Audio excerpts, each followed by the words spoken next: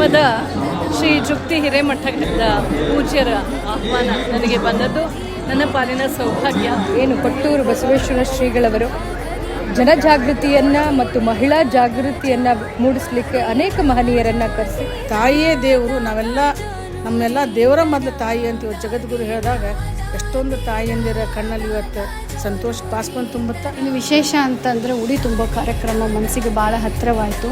ತವ್ರ ಮನೆ ಥರನೇ ಒಂದು ಗುರುವಿನ ಮನೆ ಕೂಡ ಅಂತ ಒಂದು ಭಾವನೆ ಬಂತು. ಈ ಕಾರ್ಯಕ್ರಮಕ್ಕೆ ಬಂದು ಇವತ್ತು ನಾನು ಉಡಿ ತುಂಬಿಸ್ಕೊಂಡು ಸಾವಿರಾರು ಹೆಣ್ಮಕ್ಕಳಿಗೆ ಶಕ್ತಿ ಸ್ವರೂಪಿಣಿಯರಿಗೆ ಉಡಿ ತುಂಬೋದನ್ನು ಕಣ್ಣಾರೆ ಕಂಡು ಈ ಮಠದ ಶ್ರೀಪ್ರಸಾದವನ್ನು ಉಂಡು ಈ ಇಡೀ ಕಾರ್ಯಕ್ರಮದ ಸುಸಂಸ್ಕೃತವಾದ ಪರಿಸರದಲ್ಲಿ ತುಂಬ ಸಂತೋಷಗೊಂಡಿದ್ದೀನಿ.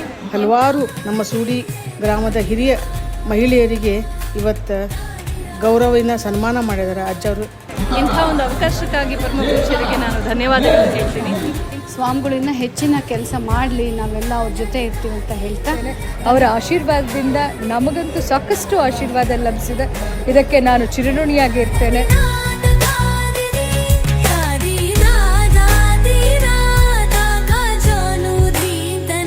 ಧನ್ಯವಾದಗಳು ತಿಳಿಸ್ತೀನಿ.